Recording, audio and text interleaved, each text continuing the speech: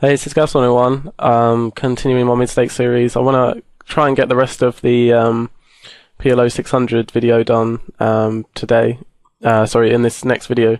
So I might have to sort of skip through a few things. So the video might skip around a bit through the footage, but it's only because there's lulls in the action, and so I want to only talk about the relevant hands and stuff I haven't talked about a million times before, because I don't want to bore you to death. So the video might skip around a bit, but it's just because I want to get through the rest of the material and only talk about the interesting hands. Okay, so top left table 1, top right table 2, bottom left table 3, bottom right table 4 as usual. And on table 1, we've raised up in the small blind into raconteurs, big blind. We're not getting 3-bet enough to discourage us from raising in the small blind there. So I would raise with this hand. Against a frequent 3-better, I'd consider limping, but I think our hand is strong enough to just try and take down the big blind as it is, and it plays well if we do get called. So we flop the nuts, and I don't think there's any point slow playing at all. Raconteur will bluff raise this flop. He will certainly call with sets, and if he makes a full house, we want more money to be in the pot when he does make his full house. Especially if he's got a set of sevens and he makes a nut full house, I think we're going to stack him. Or we've got a much better chance of stacking him if there's more money in the pot. So slow playing is just a bad idea here. We're the kings with an ace against Capax Infinity, who's been extremely aggressive on table 4. I'm definitely going to 3-bet. The fact that we do have an ace means that the likelihood of him having aces is decreased. So I'm just instantly getting it all in here. Just because he's been so ridiculously aggressive on this table, there's no way that I'm going to fold to the 4-bet there. I just want to get it in, and he does have double-suited trash, but it gets there. And I think a standard raise on the button on table 1.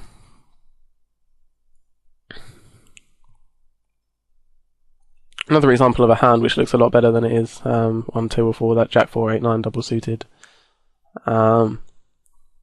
This should probably be a standard continuation bet on table 1. I opted to check behind just because I've got some backdoor draws. And our 9s have some sort of showdown value.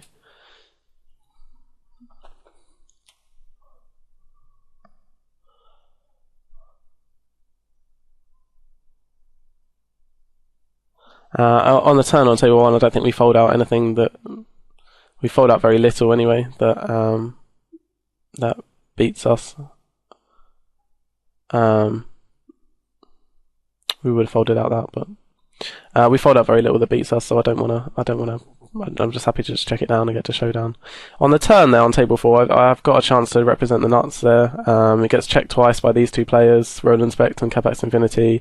It's very unlikely that this guy actually has Jack 9 there, so I think we could probably bet there. I think we take it down a lot of the time. It would be a perfect spot to double barrel, because if you look there, Roland Spect had kings with diamonds, so he probably would have peeled one off, but not called a river barrel on a blank turn, blank river. So I would have barreled off. It's a perfect spot to barrel off on a blank river. But because we had the queen, and the queen has definite showdown value there. I didn't want to turn my hand into a bluff, but it's definitely not a bad spot to. It's not a bad spot to bluff there.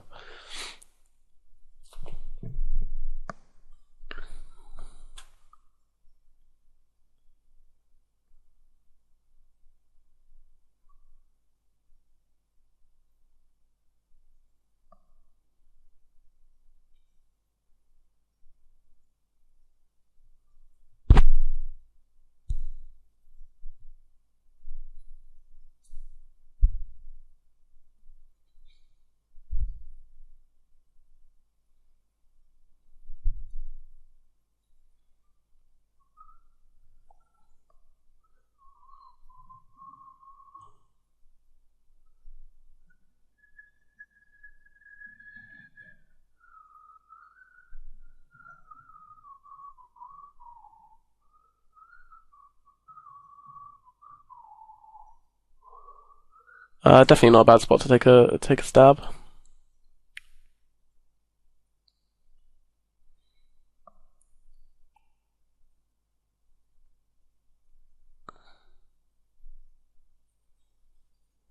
Probably not a bad spot to barrel, actually. He limped under the gun, which makes me think that he's limping some sort of big pair.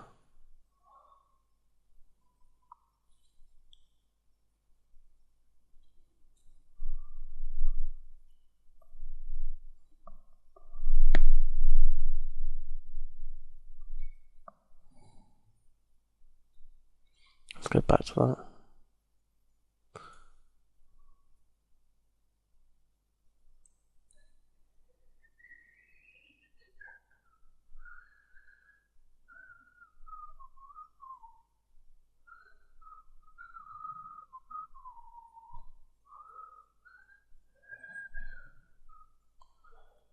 So, I think on this turn, when it gets checked to me, it's a pretty good spot to take a stab. We can represent the 2 quite easily. Assuming we're in the big blind. We get flattered by this guy who limped. He's been limping a lot of hands. I think he has a flush draw a large percentage of the time. I think he has something like a pair of jacks a decent percentage of the time, and I think that he has a random 2 a small percentage of the time when he just calls that quickly. And I think that we can quite credibly represent a full house here on the turn, so I like this as a bluff raiser. I think it's credible. I think we get credit for that. And I don't think he has any full houses in his range, really. And even if he has a 2, it's a tough call on the turn. So yeah, I like that bluff raiser. In the very next hand, when we raise his big blind, and he snap calls us, I didn't really want a continuation bet this flop because I think we get raised light. He instantly pots when we check to him, so I'm going to peel 1 off. I think if we hit 2 pair on the turn, we definitely get paid off. The 9's obviously a brilliant card for us. I'm going to let him bet again for sure. And I think it's best to get it in because he can have a 9 with the worst kickers. And there are going to be some awkward river cards for us to play. If it brings us straight, which doesn't give us a full house, I think it's awkward. So I just like to get it in on the turn. And on table 1, I opt to flat good kings, but without a suit. I like to flat. It's also a deceptive hand to flat. You should have some big pair hands in your flatting range. Just, if anything, just to balance your range a little bit. So I think we're ahead of Raconteur's continuation betting range, so I peel 1 off, turn basically the nuts, and I think we get another bet out of him. He'll barrel, I think, any flush draw, he'll barrel any 2, he'll barrel, you could put our with air here, just trying to get me off a hand like jacks or queens, or any flush draw that I might have floated the flop with.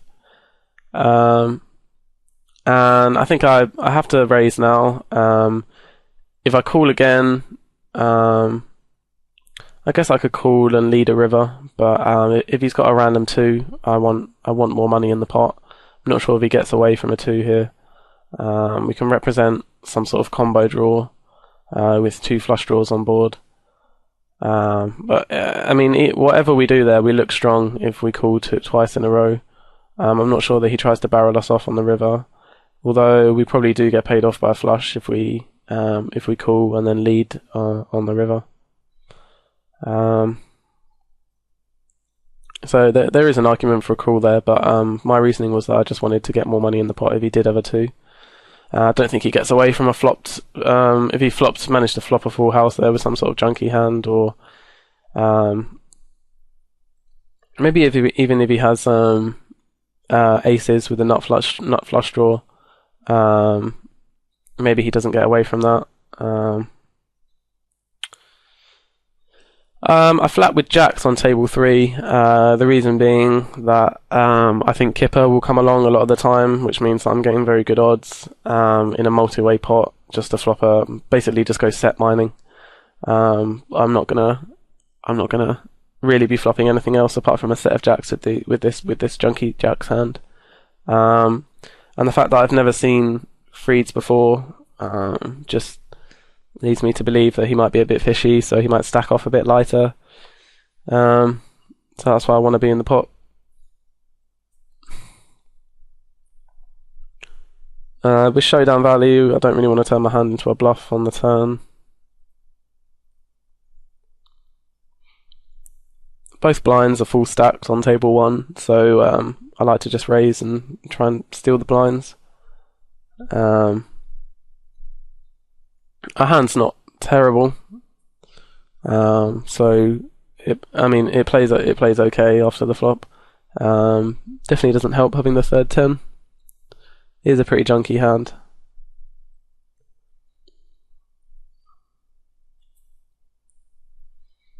I don't think Kipper's bluffing very much on table 3. Not into 4 people though. And someone could easily have checked down a weak king there.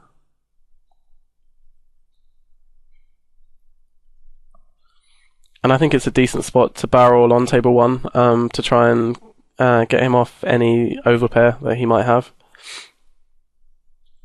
Or even just a random 9 hand that floated the flop.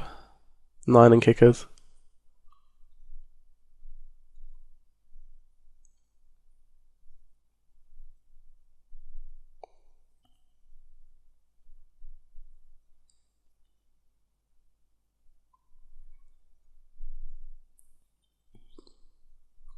I just make a little min raise here just because I want to get heads up with Maya, who I think has absolute junk if he's limped the button.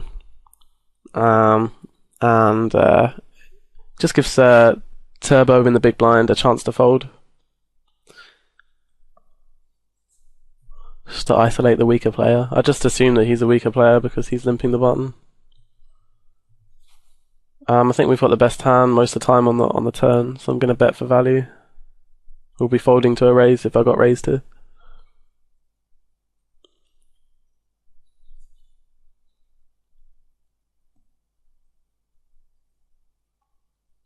And the 7 completes a lot of straight draws. I think if he's got a random 2 pair, he'll be happy to check it down. If he's got a 2 pair that beats, if he's got kings up, he probably bets this river. We'll beat anyway. Not much that he can be turning into a bluff there. And he flopped 2 pair there. And we outdrew him on the turn. I don't know much about this VU 69 on table 1, so I elect to just check call the flop. We've got a lot of outs, but they're non-nut outs, so I don't know where I stand a lot of the time. If I get raised, it really sucks to get raised because I don't have a pair. Which just reduces my equity against his range a lot. And when the 7 comes on the turn, I think we can comfortably represent that straight. With plenty of outs, if we do get raised, if he raises there with the straight, we've got plenty of outs to outdraw him there. So that's a pretty good spot for us to bet.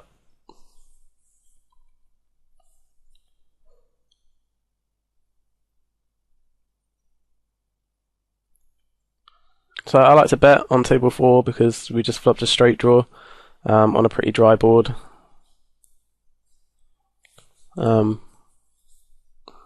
That's basically it. I think we take it down enough just to bet and bet in position.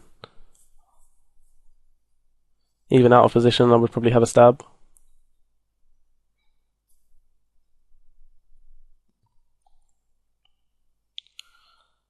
I think on table 3, a call or a 3-bet is appropriate.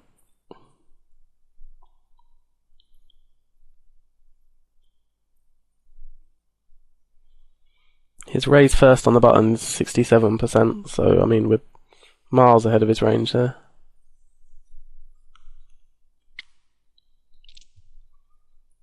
And I'm going to be happy to get all the money in on this flop. We flop a wrap. I think even if we flop the wrap alone, I'd be probably getting the money in. It's a pretty huge wrap. And with a flush draw to go with it, there's no way I can ever fold. Even though it's not the nut flush draw. And I elect to check raise this turn, but I certainly don't mind betting. I think we risk giving him a free card when we check here. If he does have a set or two pair, I think he checks back a fair percentage of the time. But I think we can represent something like aces and the nut flush draw as a big semi-bluff on the turn. So that's why I elected to do this.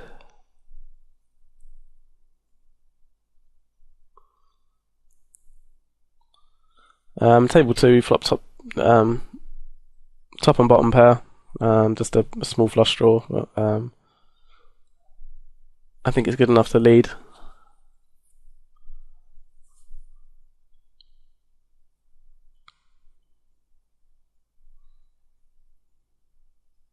Against two players, that completes a lot of straights, that card. So I think we're best off probably checking. When Capax Infinity leads into us here, it really looks like he wants to fold. We're slightly ahead of wrap hands. We're not even in terrible shape against top set if he does happen to have played top set like this. That's a terrible card for us, but we're priced in. I think we're about flipping against 10 Jack Queen King on that flop. These aces aren't really premium on table 3, but because we've been 3-betting raconteur a fair bit, I think I'm much more likely to be 3-betting someone with junky aces if we've been 3-betting them a lot, because I expect them to 4-bet me lighter than aces, and then I can get a lot of money in with an equity advantage.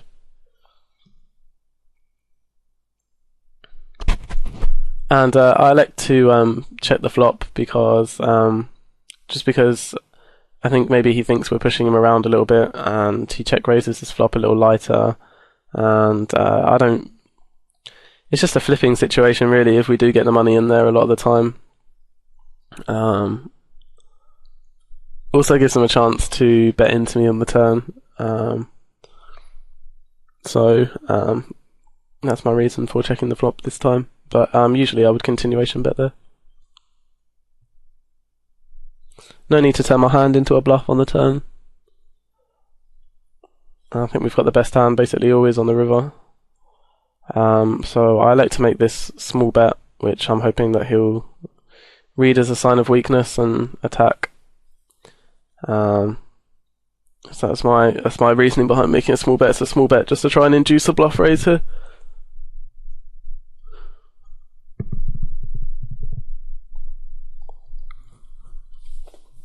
On table 2, we raised it up before the flop and continuation bet this flop and got min raised, which looks really bluffy because he's representing such a narrow range, and he pretty much never has aces in his range, but I've never seen him do anything before, so I just want to fold. I'm not sure whether I should be calling this versus Capax Infinity.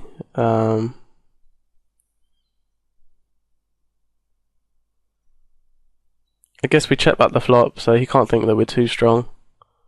Could possibly be a call here. It looks like he wants to fold a little bit too much.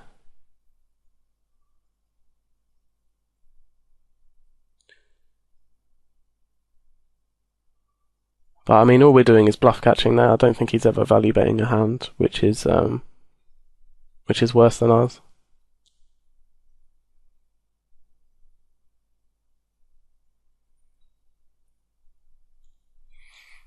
Gets pretty out of line pre-flop, but I haven't really seen him get too out of line post-flop at all.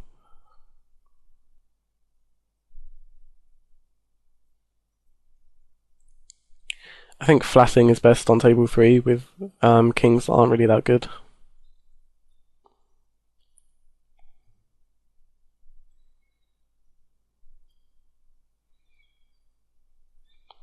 I would be much more inclined to bet on table 3 if I had nothing than if I've actually got the kings. because we have showdown value. So I'm happy to check behind there.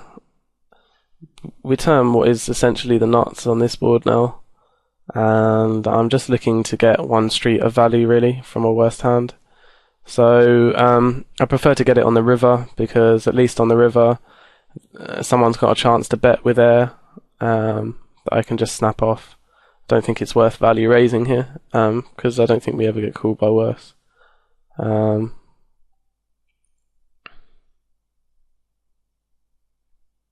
Yeah. That's really only the hand that we would get value from on the turn. So I prefer to wait for the river to let someone take a stab. If the pot's been checked around twice.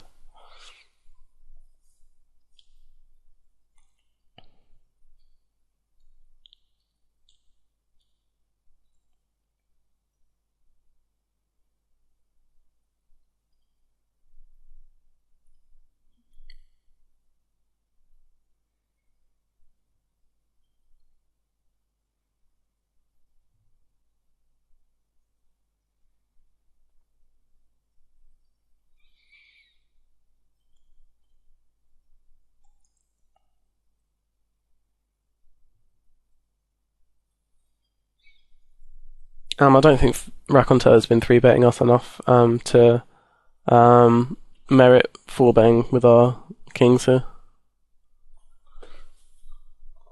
We could possibly call. I think Turbo comes along. But our relative position after the flop won't be great, because Raconteur will often continuation bet the flop, and then Turbo is left to act after us, and we don't know what he's going to do on the flop.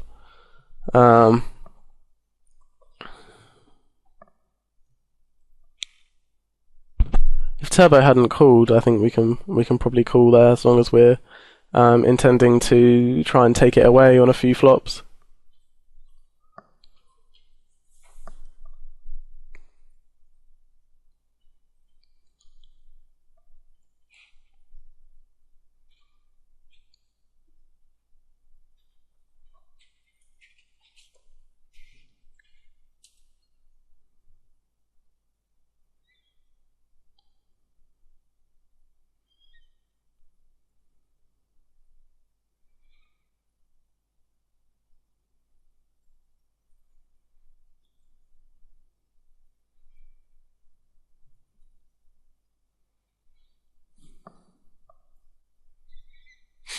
We probably could have value bet that river there.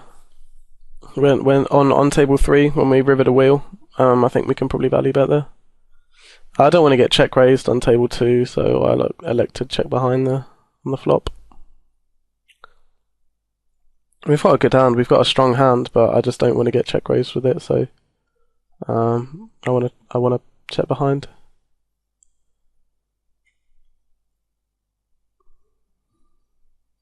Prefer to raise in the small blind there instead of flatting on table 3. Don't quite know why I didn't there. River the nuts, and I want to bet big. I want to bet big as if I'd missed the flush. Try and get called down light.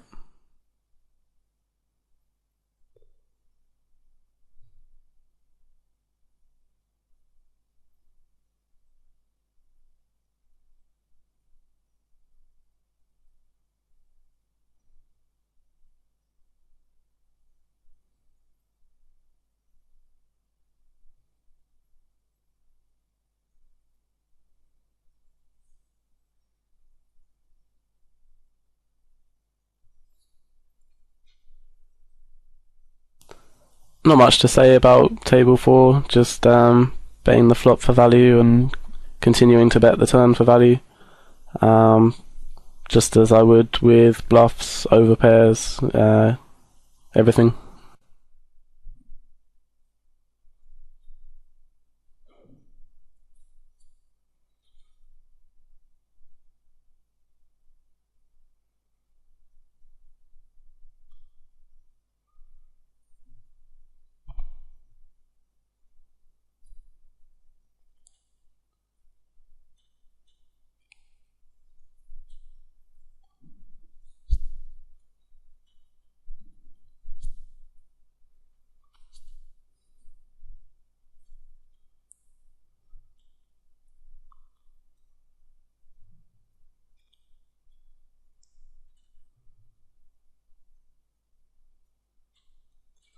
Decent enough hand to raise with on table 4.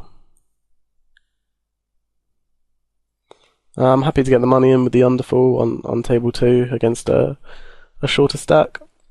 If he's got a 7, we're a favourite.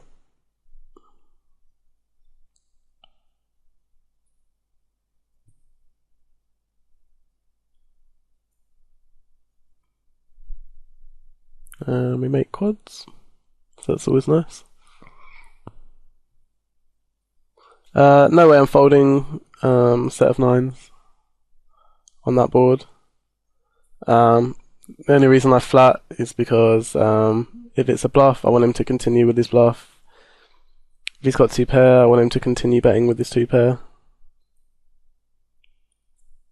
He rivers the ace there.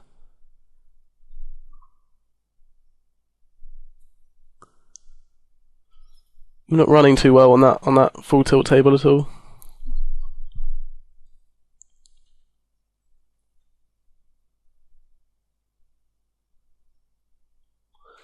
I mean, yeah, the flat's not really that important. I mean, he's probably sticking the money in no matter what he's got, but it's just if there's the slightest off chance that he will that he's bluffing there and then picks up enough equity on the turn to just get the money in, or just decides to just shove his last $100 in anyway on a complete bluff, I'm missing value for those times if I just shove it in on the flop, which might be like once in a blue moon, but you know, even if it is once in a blue moon, it's worth it.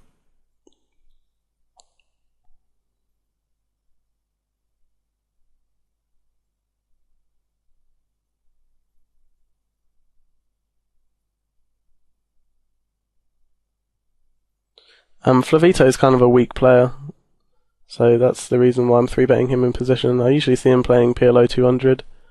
I don't think much of his game at all, so that's the reason why I'm 3-betting there. In position against a very passive player like this guy, Ted Poond on table 2, I expect to be able to take some flops away.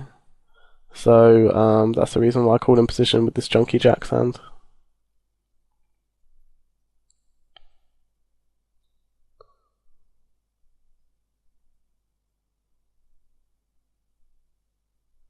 I think that's got, oh no, that's got to be a bet on table 1 there. I don't know why I checked that behind. That should definitely be a bet there on table 1. The only thing we're scared of is King 10, and even if we do get raised on the turn there, we can either get it in, or if we think that he has King 10 a huge percentage, the overwhelming majority percentage of the time when he raises us on the turn, then we can just call and see if we can hit our outs on the river. But not betting there seems pretty terrible. I don't know why I checked that behind.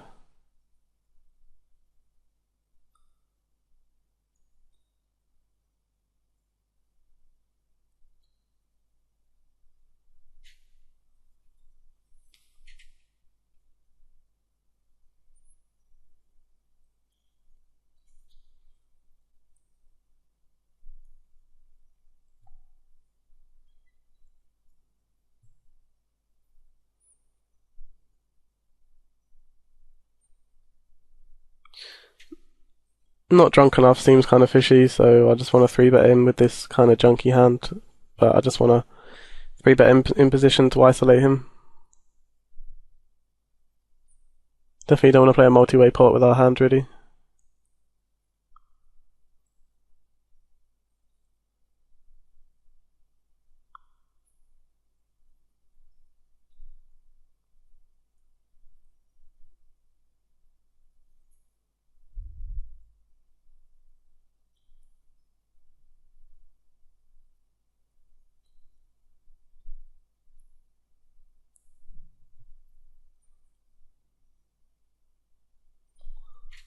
I probably want to barrel the turn there on table 3 quite a lot of the time.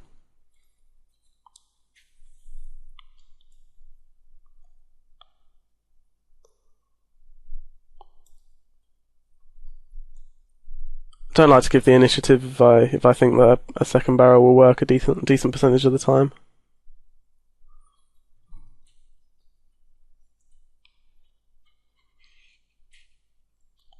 Don't really want to get check raised on the turn on table 4, so I elect to check behind.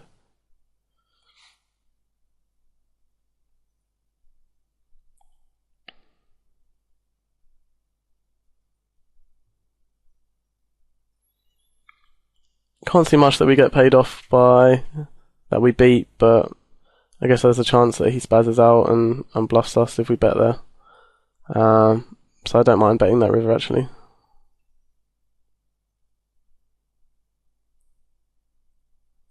I think we actually get paid off there if we bet either the turn or the river. I think we missed value on table 4. Missing value in a couple of spots here. Maybe possibly the product of losing a few pots. When you're running bad, you don't want to make those thin value bets that you should be making, and that's not even really that thin to be making a value bet there. We should have either bet either turn or river there. There's not really much excuse for that.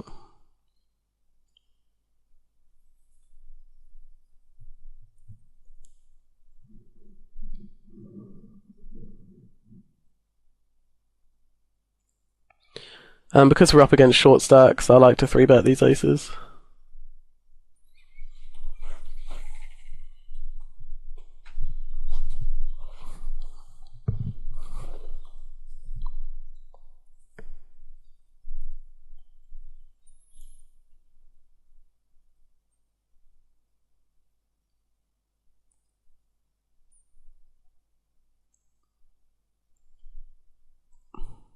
That's a really nice flop.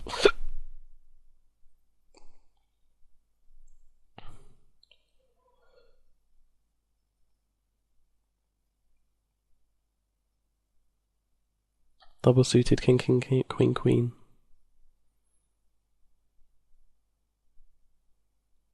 Definitely a hand I want to be 4-betting if I get 3-bet here by Dustin Dex, and we just stacked him. He's 3-betting 10% anyway. And our hand isn't even in really bad shape against aces. If you've got kings with another pair, in fact any double pair hand really, is doing pretty well against aces, especially double suited. So yeah, it's a pretty good hand to be 4-betting there in that spot if we got 3-bet. And I want to bet this turn for value.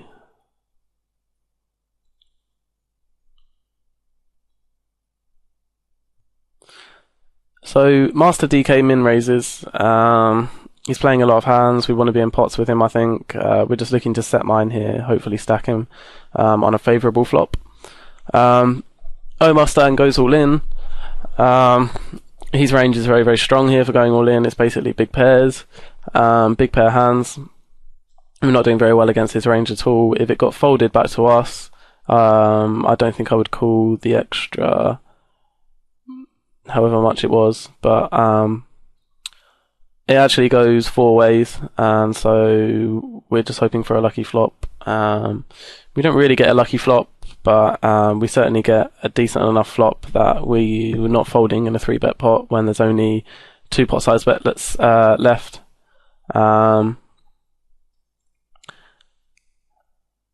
Master DK bets. I guess his range for betting here is like a king, 10 jack queen. Maybe he's got some sort of 9-3 hand he could easily have. I think there's nothing wrong with it just getting it in there. I can't see a problem with getting it all in there, but we give him a chance to barrel his draws if we do just call. So yeah, we're definitely getting it in on this turn once he checks to us.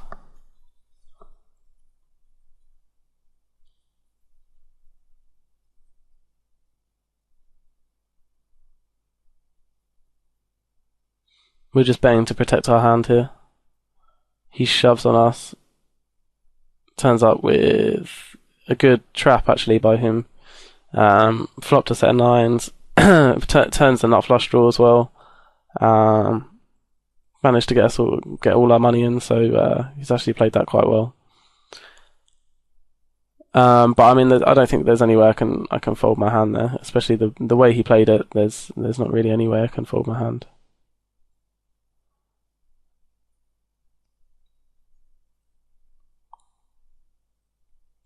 And my head's up against Capax Infinity now.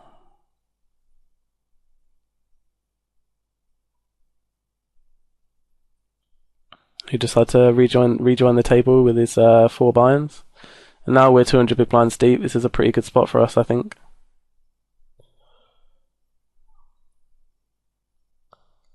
I don't really want to play this hand in a multi-way pot on table 2.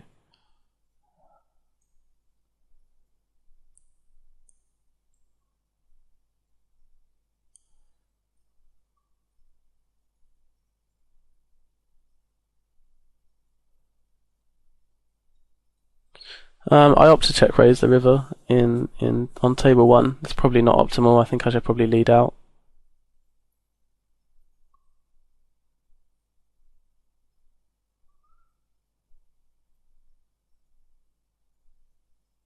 The turn call in itself is actually pretty loose.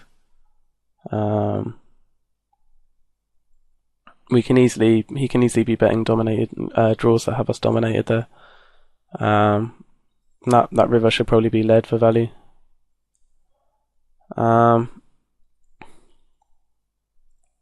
Decent hand to 3-bet in position, low wrap.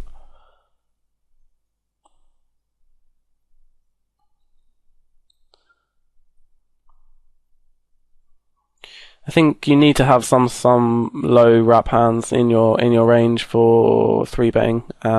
Otherwise, opponents know that they can just steal the pot off you every time on low flops when you 3-bet.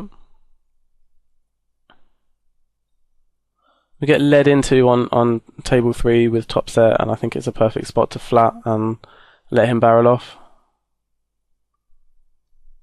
We get 4-bet on table 1, and the flop comes down ace-ace-7, which drastically reduces the chances that he has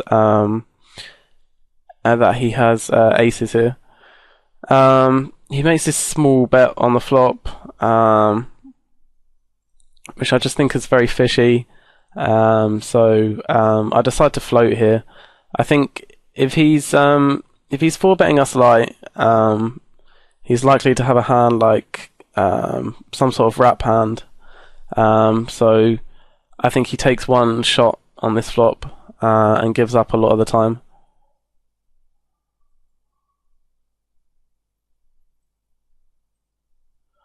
On table 3 there, I think we raise the turn, and then he goes all in on this river, which doesn't really seem to make much sense. I'm not really entirely sure what he has here. I can think what he could possibly have on the turn. That made it on the river. Sorry, what he could have led into us on the flop that then all of a sudden made it on the river. So I basically just pay him off here. It's sick, but I think we would actually have to fold if Raconteur went all in here. He turns up with trip 9, so it's just a cooler for him, really. But I don't know why he played it the way he did. But I mean, the reason for folding the flop is when he 4-bets us and the flop comes down ace-ace, he's basically representing quad aces on the flop, which he doesn't have a lot of the time. I know he will be 4-betting me lighter with perfect rundowns, and they will be taking one little stab at the flop. I think once I call the flop, he puts me on an ace, like pretty much all the time. And I think even if he does pick up some sort of draw on the turn, he's not going to be willing to get it in when he knows that he could be drawing dead if I've got an ace on that flop. I'm not sure that he really expects me to be floating this flop. We don't have a lot of history, so I think I can get away with just floating there and taking it away. It works out for us this time. The fact that he thought about it so long on the turn makes me think that he must have turned some sort of draw that he didn't want to take any further, because of the chance of him just drawing dead. And our bet leaves us $200 behind. There's no need to bet the whole thing. I think it looks almost even stronger if you leave yourself $200 behind.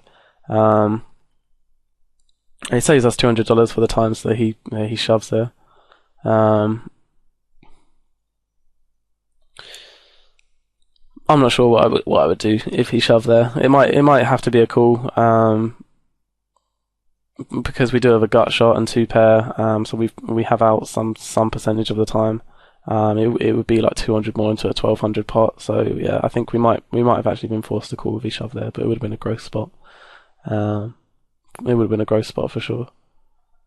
But the reason that we can make that play is the fact that he doesn't have a lot of aces in his 4-betting range. He's much more likely to 4-bet something like a queen high rundown, because he knows that if he 4-bets that, he can comfortably call a 5-bet, which it will be pretty much 100% aces, and just try and outflop us. Whereas if he's got an ace in his hand, he's not going to be able to profitably call that 5-bet. So yeah, that's basically all the footage that I have at PLO 600 so far. So what I'll do is I'll just do a quick review of some of the big hands in Hold'em Manager just to finish this off, and then next time we'll look at a session that I recorded recently at PLO 510. Okay, so first of all, the largest pot we lost was this hand, where Master DK min raises with a sort of speculative hand, which isn't a bad play if you're not getting 3-bet a lot. With Omastang with a short stack, looking to get it in, might not be the greatest, but it's certainly not a terrible play. It's a little loose, a little looser than I would suggest playing, but definitely not terrible. Omastang shoves it in with this strong double-suited Broadway hand. Raconteur flat calls with an unknown hand in the small blind, and comes back to me, and I'm getting great odds. If you're getting about 4-1 before the flop, you should strongly consider calling with pretty much any junk. So that's what I do. We get the rather unfortunate flop, which gives us 2-pair, gives Master DK a set. He leads out. My rationale is basically, with 2 pot size bets left, there's no way that I can really fold my hand. I think even if Raconteur shoved now and then Master DK shoved over the top, I could possibly get away from my hand, as it's likely one of them has a made hand that beats me. But when Raconteur folds, and especially when Master DK checks on the turn, I'm betting to protect my hand here. It's a good check by him. It traps me into getting the rest of my money in the pot. But I mean, if he'd have bet the turn, I think I would have got the money in anyway. So I'm not sure what hands he does actually trap there, like a random king, maybe. I'm not sure if I had like a random king. I mean, if I've got 2-pair, I think the money's going in anyway. Unless I have maybe like 9-3, I might be happy to check behind on the turn if I did have that hand. If I've got kings up, basically the money's going in anyway. He's given me a free card sometimes with a weaker hand by checking that turn. So maybe checking the turn isn't the greatest, but it does look very strong if he shoves the turn, so I don't mind it. He's got the board absolutely crushed, so it's really not a bad spot to slow play. And yeah, I get the money in, and so that was the biggest pot we lost. Second biggest pot was when we tried to shove Schroeder out of the pot on this hand, when TS Long makes a strange limp min re-raise play with 2, 3, 5, 6, which is just odd. I don't really know what he's trying to achieve there. And it looks like Schroeder's flatting here. I mean, like, he could be trapping, but I think he's folding to a raise a fair amount of the time here. He's got a hand that can't stand a re-raise, so I basically just try and shove him out of the pot to get in the pot with TS Long with dead money in the pot. It doesn't work out for us, and we're 16% in the hand, which isn't a great for us. We get a great turn card, but Schroeder makes the nut flush on the river. And the biggest pot we won on PokerStars was against Favito, where we raise up aces, get flatted by King 10-9-9 in the big blind. Don't mind that flat, I guess. It's a little loose, I think. But it's a kind of a hand that you either hit with I mean, it doesn't really get you into trouble too often. It did get him into trouble here, but I don't think it gets you into trouble too often. Maybe a little bit too loose out of the big blind, especially against a regular as well. I'd be more inclined to fold it. He leads out, which I'm not too sure about. Like, I'm going to be continuation betting this flop a lot, but maybe he thinks if he leads out, he can get me to spaz out and raise, which I would do a fair amount when he makes a weak lead into this board. I don't read him to be very, very strong here, and that's the reason why I flat. I guess he's leveled me somewhat there, because I never expect him to be strong when he leads weak into this board. Turns a nice blank, and he barrels, and now we need to get more money into the pot. We have to get more money in the pot here. It just gets too sticky if we get to the river and all sorts of dodgy river cards come down. We don't know where we stand a lot of the time. So also, if he's got a hand like ace nine or something, he's not folding, and we need him to get his money in the pot. So he flats here, which I think is a bit odd. I don't know what his rationale is for flatting here. Just, I guess, hoping that I'm bluffing. But then, if he's hoping that I'm bluffing, I don't know why he shoves this river. His line doesn't make any sense. Like, it's like he's trying to get me to fold something. Maybe he was waiting to avoid a diamond or something. But then, if he thinks I've got diamonds, he's far better off just shoving the turn, when I'm probably committed and have to call anyway. And he's got a huge equity advantage. So yeah, I can't really understand his rationale here, but it's very difficult for me to put him on a straight here. I'm getting fairly decent odds, so yeah,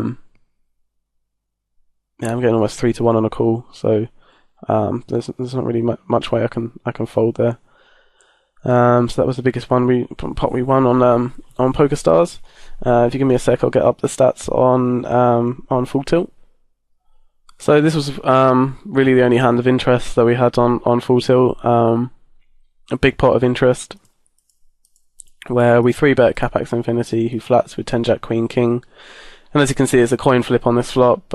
He leads into us to try and get maximum fold equity. Flatting gives us some awkward decisions on turn cards. It's not like our hand's really strong enough to trap. So I just like to get the money in on the flop. He turns the nuts, but we can't fold for $99 more into what's going to be a $1,500 pot. So yeah, it's just unfortunate. It's just us losing a flip. But it happens. It's Omaha. So I guess that's it. I'll be doing a couple of videos at 5:10, and I've been making. I mean, I'm always developing my game and stuff.